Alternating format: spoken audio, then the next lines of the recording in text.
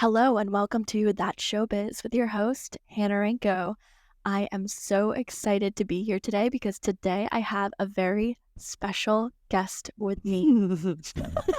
I have my dear friend Kelsie here today to talk about her art and who she is as a choreographer and mover. I It's get a great. little stage fright. I'm a little real talk. Yeah, my heart's going up a couple more steps right now. The mini mic is kind of intimidating. Yeah, why is a mini mic so intimidating? If it was a Yeah. big mic, maybe. Yeah. But awesome.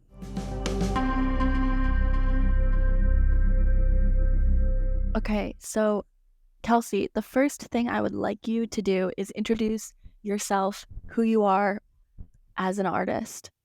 All right. My name is Kelsie Steil, and I'm a choreographer and dancer here in Maine. And that's what I do. And I'm also a full-time Pilates instructor. And I'm excited to be chatting with you today about my work. And yeah.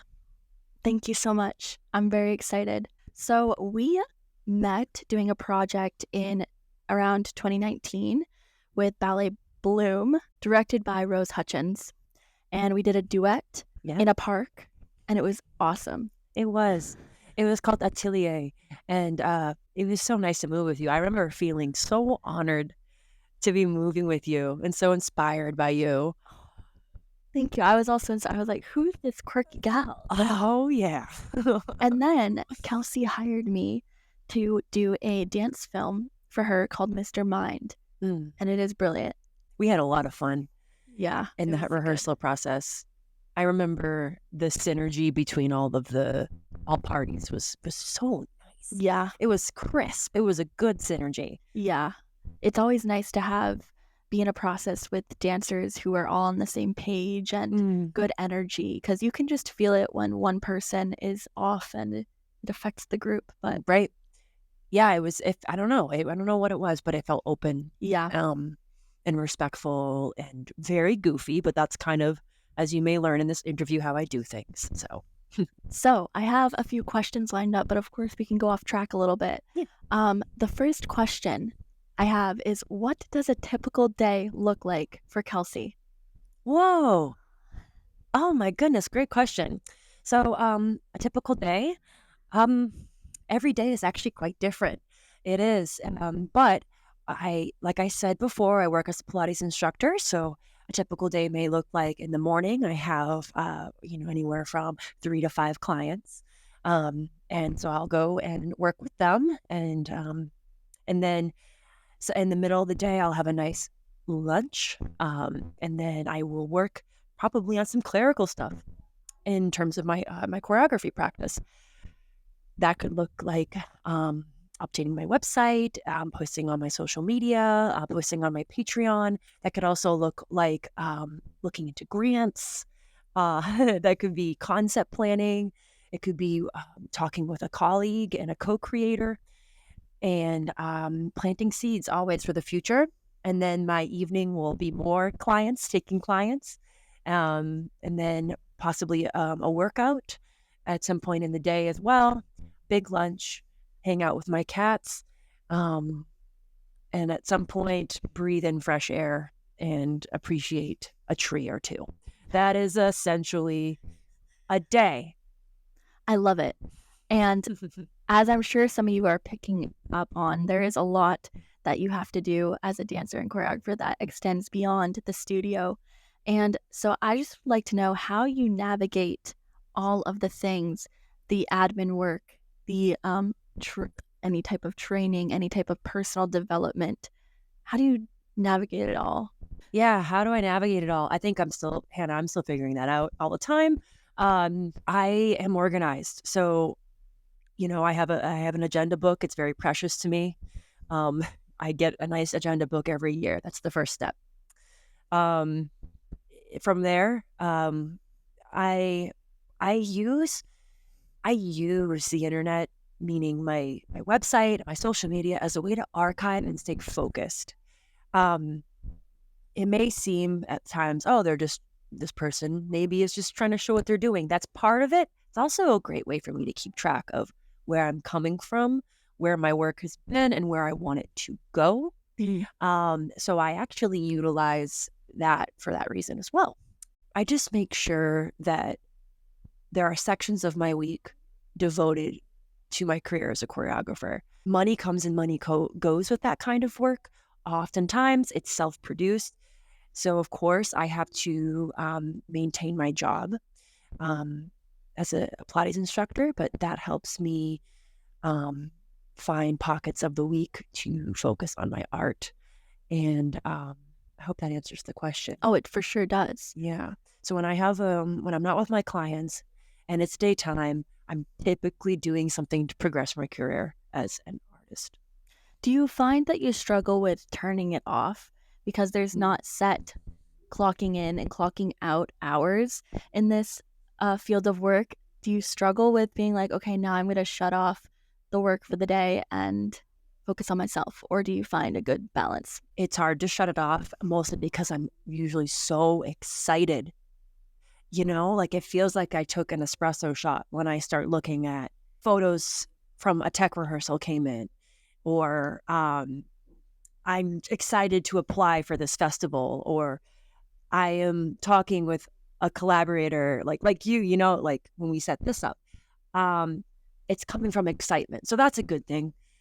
And on the same token, I'm getting better at it. I have a certain time of the day where I start to shut down, and that is typically around like 5:30 p.m., no joke. So if and then sometimes if you have a night rehearsal as a dancer role, that might change things. But um, so I think the circadian rhythm aids me in having a work-life balance because I am such a day person. I'm already getting inspired by your excitement talking about dance. I'm like, oh, I'm ready. I love talking about it. Yeah. I know that sounds phony. I mean, it helps to like what you're doing in life, but I love that's what fuels me. I love talking about it and I love doing it. That is what pushes me I love it. to work because oftentimes as a choreographer, you're working unpaid hours to promote your work. Mhm. It's just the case. That is most of the people in this line of work as a freelance dance maker. So if you don't love it, it's going to be hard. Yeah. Because the paycheck typically comes once you've shown the work. Awesome. And also, I should say, if you're hearing any background noise, we're in a studio right now. And so I'm going to accept the imperfections of audio and embrace the aliveness of being in a place where dance happens. And we're going to accept it. I like the way love you it. put that. And I think it's perfect for this. Yeah. What, if anything, are you struggling with right now as an artist? Right now, physically, I'm coming as a dancer, I'm coming off of a surgery. That is something I'm struggling with, even though I have a lot of acceptance around it and I chose it. So I'm coming back. I actually had a PT appointment right before this podcast recording that we're doing. And I'm working through having limitations and not fully using my body right now. That is something I'm struggling with. I was quite sedentary for the first time in years. When's the last time we can say as dancers and people who are in a movement profession that we haven't moved? It was interesting sitting and being quite still for a couple weeks there. So that was an interesting introspective time where you have to refine your worth as a not working body. Something we have to remember, I think, is that inherently we have worth without the labels and the actions of our body or the labels of the kind of work we do in our profession. So that was a struggle. It was not easy. And I'm also grateful for the privilege of having my body helped and worked on. So it was a foot surgery. So do you have any advice for dancers who are facing any type of physical restrictions or anything like that, how to get through it mentally or even just physically? Yeah, I feel like I've learned so much. So I would say have resources in place and call upon your friends. They want to help you. I had a different friend each day come make me lunch. That's so nice. It was beautiful. I felt so loved. Yeah. People love you. Don't forget that. And it's not a burden to them. It's not a burden. And actually, they're excited to help you. Yeah. It makes them feel good. I'm saying that as like a thing that I've learned, right? I'm not like any expert on this at all. And then, yes, and remember that possibly this limitation that you're having is a new way to investigate movement. Mm. You can have a section of your body that's restricted and still be a valid artist and mover. And I have, under the tutelage of Michaela Knox, who is a dance ability master teacher, going into just all bodies moving, your body is valid in and of itself. You are a creator. And so a lot of the work that I have had the pleasure of doing with Michaela Knox and working with All Abilities Dance is like, yes, you can, movement pathways are different for every body. So just kind of restructuring what is a valid body. What is a body, really, even? I know that's getting kind of metaphysical, but anyway, yeah, if you're recovering from surgery, you might have a lot of thoughts like this. So, and then another thing is that in your recovery time, possibly use it as an opportunity to work on other things within your dance or choreography practice. Maybe it's time to look through old work and honor your achievements. Maybe it's time to make a couple calls and reach out to collaborators that you have missed working with, or maybe it's time to do other things for a little bit that don't involve the body, because so much of this work doesn't involve actually moving in a studio. Yeah. Can you tell me more about your work, Rummage Lane, and your collaboration with Hannah Haynes? Yeah, I can. Oh my goodness. So Specific. Rummage Lane is a dance theater piece that is full length. We started working on it over a year ago, and it has been shown in a couple different venues as a work in progress showing, most recently at Space Gallery in Portland. And in about a year, Hannah and I will be showing it at Space again as the premiere, and we will be going on a New England tour of the work. Rummage Lane is a study of memory. It is a study of how people congregate in space, in particular, a dining room. It is a piece that leans into the tropes of theater. It is quite gestural, and there is a difference in the way that our characters operate around how we protect, preserve, admire, and utilize cherished heirlooms. So my character doesn't revere those items in the same way that she does. She is very delicate when her touch with them. She'll stack them. She'll admire them. My character, as you'll see if you come see the show, treats them quite differently. That's all I'm going to say. How did this work come about? There's so much I could say about this, honestly, but how did this work come about? I brought this to Hannah Haynes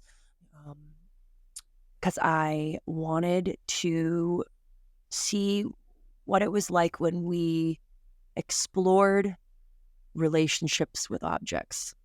Not so much the shape of objects as much and what they are on their own. So it's more of a modernist, not a postmodernist approach. So it's dancing with the memories that occur in these spaces.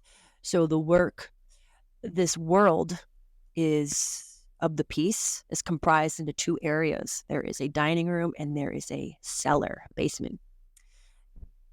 And the way we behave in these spaces is quite different. So I brought it to Hannah Haynes because I have been hired by her in the past.